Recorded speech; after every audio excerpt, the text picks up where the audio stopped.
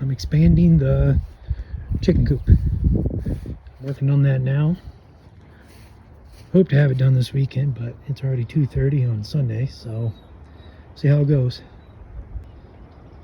Can't wait to get the chicks in here, the ducks in here. Now Nellie's got a home.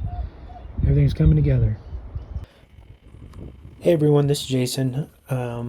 So in this clip here, I'm working on cutting down the 2 outside posts to final size and also cutting out a lap joint. So I just thought I'd jump in and kind of explain what's going on. And here I just took a moment to kind of just appreciate the signs of life or spring. The trees are coming in. It's just very beautiful. And I'm using my Makita cordless saw here to cut out the lap joint. This is just how I do it. And for this cross cut, the bucket approach worked just fine.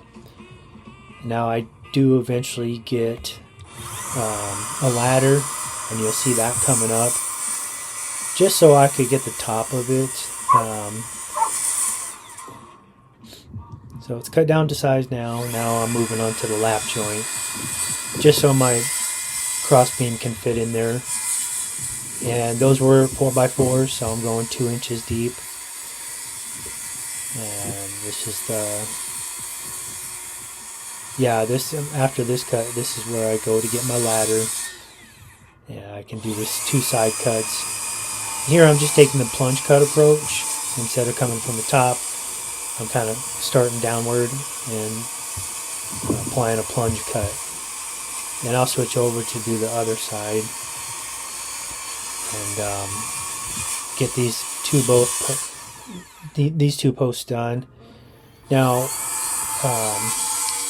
at this time, I was not going to plan on putting a center post. These are only 10 feet apart, but as you'll see as the video progresses, I do eventually put a center post in there. So it's just kind of rinse and repeat. Here I just took a moment to get my Canadian friends on film.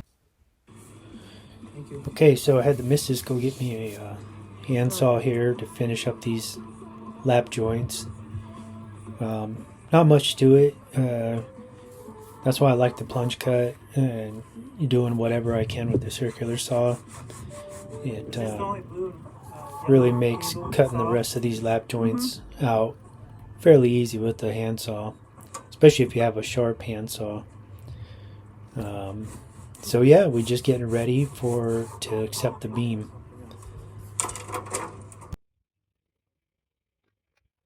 And here I'm cutting the beam down to final size, and then we'll place it here shortly. And there are my 2 ducks. They just like to kind of sit and watch. They don't get too flustered unless I get too close, and they get a little frisky.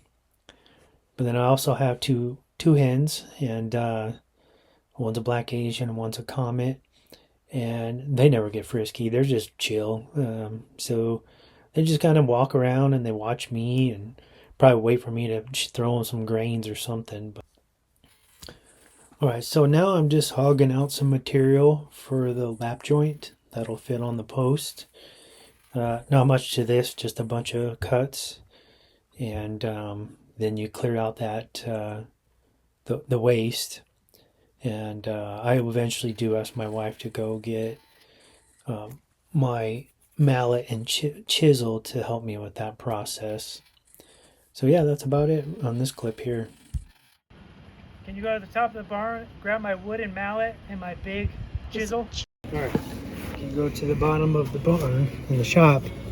I need 2 lag bolts and nuts and lock washers if you can find them. They're all in that oak cabinet, and they gotta be at least 6 inches. Preferably close to 7 or 8. Alright? So needless to say, we couldn't find any lag bolts that were long enough. So in this clip, I'm just go ahead and making a few. These are some old bolts that came off the old barn sliding door that was completely rotted, but I kept the bolts. They're square head, and they did the job. So Here I'm just hogging out and cleaning up the lap joint. And I've got a fairly big timber framing. It's not a slick, but it is a pretty big timber framing chisel. Makes quick work of it. It's got all that heft behind it, so cleans up those joints real fast.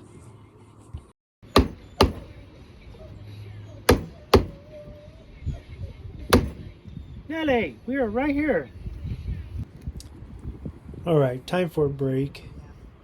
Nelly needs some attention. I could use a little break myself, so I went ahead and just took some time out and played with my dogs. The old man back there, he just doesn't play much anymore.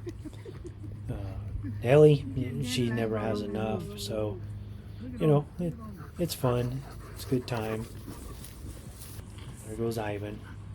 Ivan just he still cracks me up, And every now and then there'll be a little spark, and he'll go after her, and then he'll realize, oh crap, what have I done?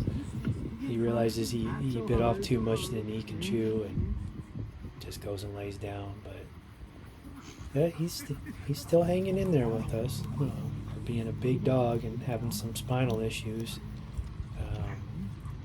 Like I said in previous videos, he's always been kind of a big, dopey, lazy dog.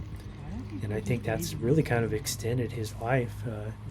He's getting up there. I think he's almost 12 now.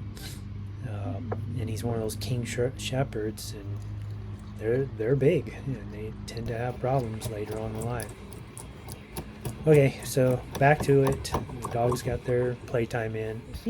Just cleaning up the lap joints a little bit better here.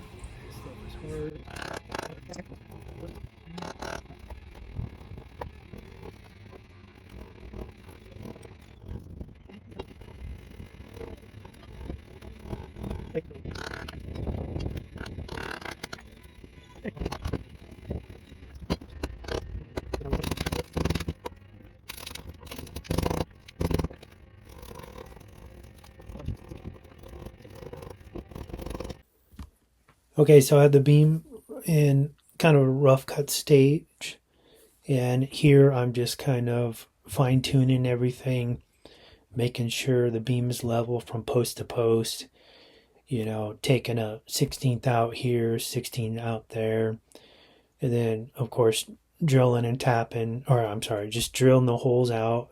I just use spade bits for it. Those C-clamps definitely came in handy. Scored those out of auction, and I've been using them like crap since then. I really didn't have big C-clamps. I mean, you could have used woodworking clamps as well, but these they did the trick for me this day. So all I'm doing here is kind of just making sure she's level post to post and finishing it up. I mean, I don't know what I'm complaining about.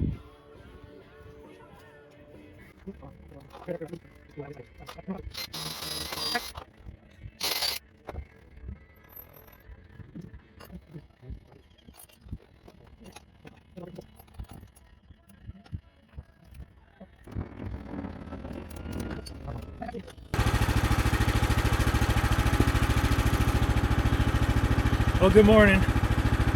Today I'm working on the addition to the chicken coop, but I got the post set and stuff, and the outside beam. I got to do some sort of roof rafter to connect it to the existing chicken coop, and just using my tape measure and stuff. I think 4x4s are going to work just fine. It's only about 6 feet wide, so they'll hold up, and I'll probably do that 4x4s every 2 feet. I'm a little short. I need a couple more, so I went up to my log hoard and I grabbed out some old cedar trees cut offs. So I'm going to try to get some 4x4s out of here. I figured I'd just take you along. I enjoy working on the sawmill, and so hopefully everybody else kind of enjoys it too. If not, you can just skip ahead. All right, let's get to cutting.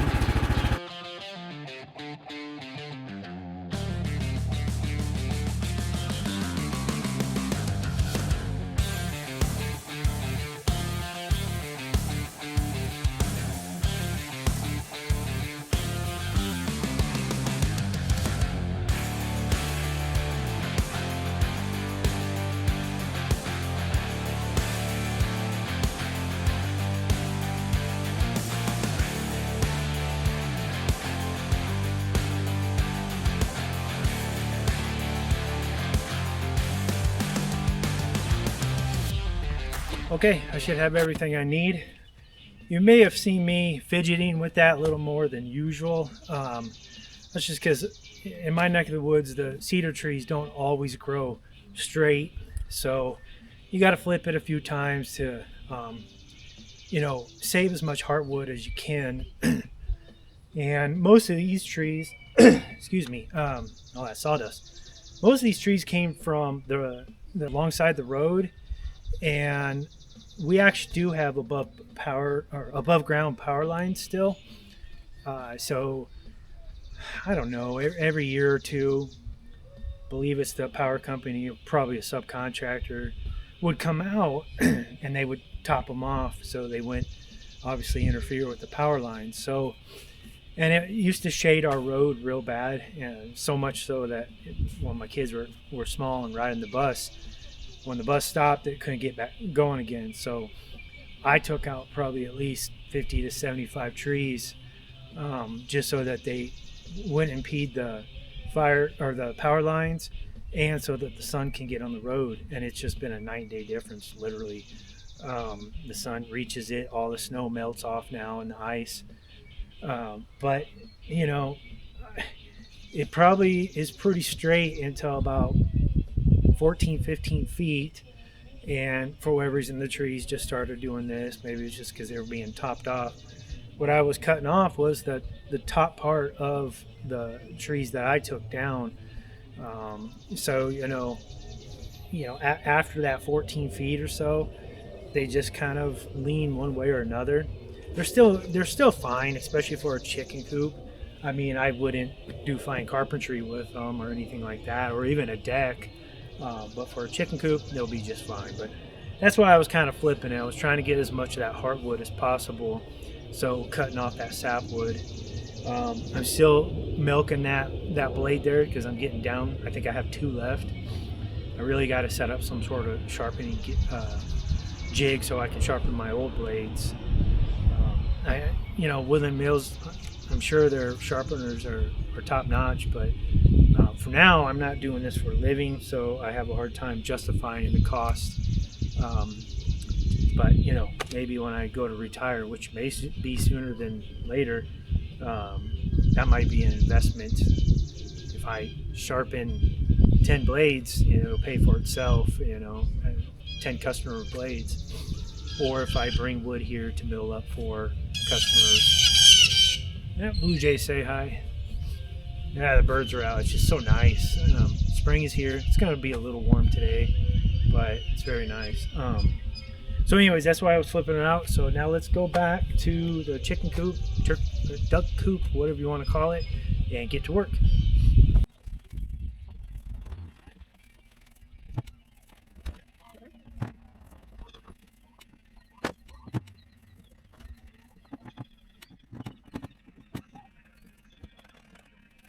Okay, so that's kind of what I'm thinking. Got plenty of room in here. I'm somewhat vertically challenged, so I'm not the tallest guy. So I didn't need to make this crazy huge. It's not the steepest slope, but with these 4x4s, I think it'll handle the snow load just fine. I'm not really going to do much with the roof there as far as tying it in. Eventually I'm just going to put some more metal roofing on here. First and foremost, definitely want to secure it with some chicken wire. Between the cats, the foxes, the raccoons and stuff. One night I came out, I heard my ducks just going crazy, and somehow a cat got into their kennel, which, they're probably, the holes were probably too big. But the ducks are pretty big, and this cat had one of my ducks out in the middle of the yard trying to yank it, I guess probably take it somewhere so it could kill it. But I came out in my underas and just started chasing it. And we've seen that cat around before. It's real skittish with humans, so probably a feral cat. I'm not even sure if it belongs to anybody. But we averted catastrophe that night. And then I patched up their kennel a lot better. So yeah, that's the main thing, just to make sure they're safe. So yeah, let me just kind of figure this out. I think I can make that work just by putting a support block under there.